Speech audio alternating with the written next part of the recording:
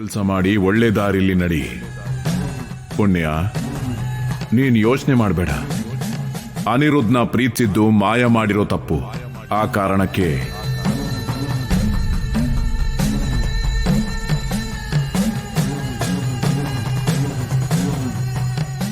ಅವಳು ಮಾಡಿರೋ ತಪ್ಪಿಗೆ ಶಿಕ್ಷೆನ ಅನುಭವಿಸ್ತಾ ಇದ್ದಾಳೆ.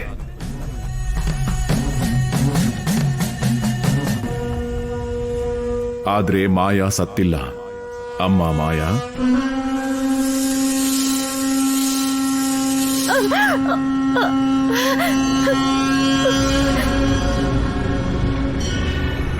ಮಾಯಾ, ಸೃಷ್ಟಿಯಲ್ಲಿ ಏನೇ ನಡೆದ್ರೂ ಲೋಕ ಕಲ್ಯಾಣಕ್ಕೋಸ್ಕರ.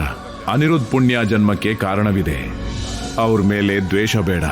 ನೀನೇ ಅವ್ರ ಜೊತೆಗಿದ್ದು ನಾಗನಿಧಿಯನ್ನ ತೋರ್ಸು. ದೇವಿಗೆ ಸಲ್ಬೇಕಾಗಿರೋ ಆಭರಣಗಳನ್ನೆಲ್ಲ ಕೊಡು. ನಿನ್ ತಂದೆ ತಾಯಿ ನನ್ ಜೊತೆಗೇ ಇದ್ದಾರೆ. ಯೋಚನೆ ಮಾಡಬೇಡ. ಅನಂತ ಪದ್ಮನಾಭ ಸ್ವಾಮಿಯ ದರ್ಶನ ಮಾಡಿ ಅವನ ಆಶೀರ್ವಾದ ತಗೊಂಡು ಮತ್ತೆ ಪ್ರಯಾಣ ಮುಂದುವರಿಸಿ. ಆಯ್ತು ಸ್ವಾಮಿ. ವಿಜಯೋಸ್ತು.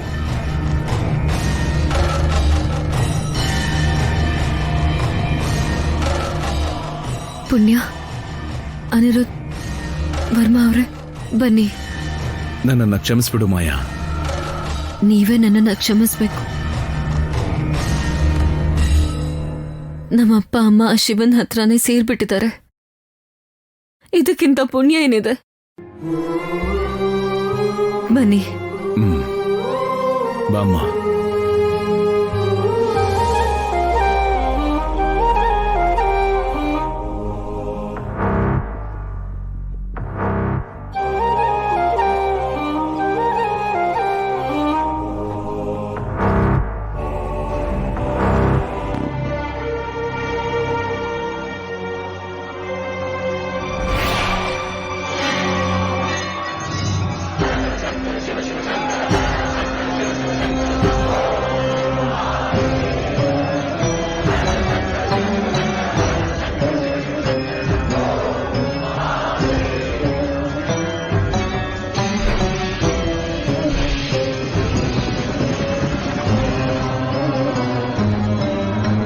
ಇದೇ ಸಿಂಹದ್ವಾರ. ಅನಿರುದ್ಧ, ಪುಣ್ಯ, ನೀವಿಬ್ರು ಒಬ್ಬರ ಕೈ ಒಬ್ರು ಹಿಡ್ಕೊಂಡು, ಪುಣ್ಯ ನಿನ್ನ ಬಲಗೈನ ಅನಿರುದ್ಧ ಅವನ್ ಎಡಗೈನ ಅಲ್ಲಿ ನೋಡಿ ಆ ಹಸ್ತ ಮುದ್ರಿಕಾ ಚಕ್ರದ ಮೇಲೆ ಇಡಬೇಕು.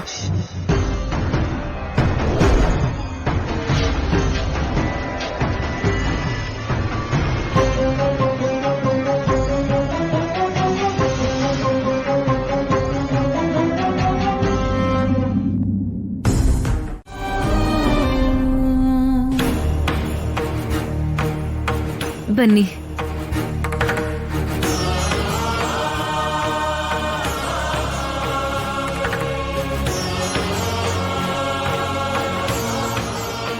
ಇದು ಅಖಂಡ ಧನ ಸಂಪತ್ತಿರೋ ಧನ ಭಂಡಾರ ನಾಗನಿಧಿ.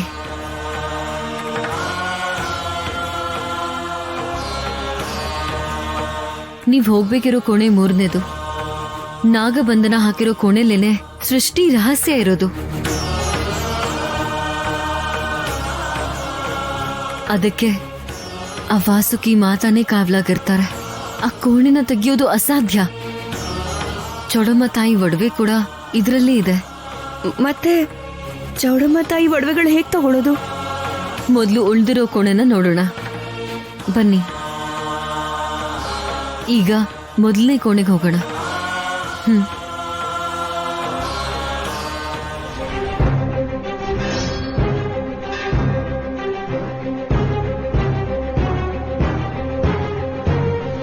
ಇದೆ ನಾಗನಿಧಿಯ ಮೊದಲನೇ ಕೋಣೆ. ದೇವತೆಗಳ ವಜ್ರ ವೈಡೂರ್ಯಗಳು ಇಲ್ಲೇ ಇರತ್ತೆ.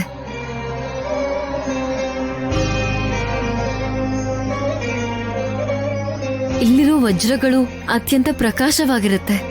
ಶಕ್ತಿನೂ ಇರುತ್ತೆ. ಅದನ್ನ ಮುಟ್ಟಿದ್ರೆ ಅದು ಅವುಗಳಲ್ಲಿ ಆಯ್ಕೆನೂ ಮಾಡುತ್ತೆ.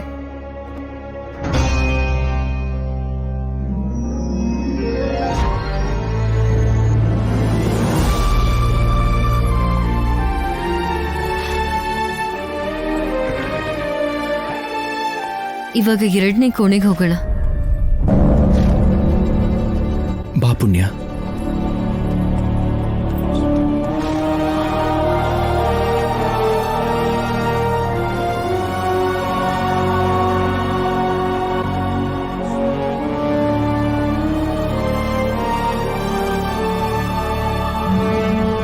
ಇದು 2ನೇ ಕೋಣೆ. ಇಲ್ಲಿ ಮುತ್ತಿನ ಹಾರ ಮತ್ತೆ ಒಡವೆಗಳಿರುತ್ತೆ.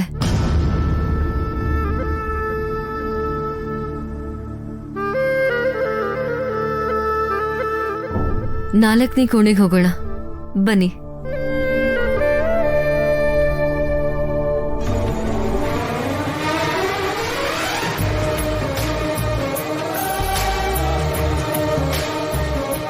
ಇದು 4ನೇ ಕೋಣೆ.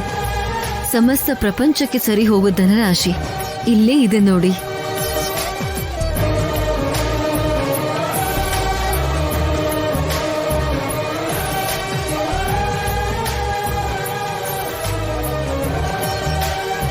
ಇದು 5ನೇ ಕೋಣೆ. ಈ ಔಷಧಿ ಕೋಣೆಯಿಂದನೇ ನೀನು ಅಮೃತನ ತಗೊಂಡು ಹೋಗಿ ಅವತ್ತು ಅನಿರುದ್ಧನ ಬದುಕಿಸ್ದೆ.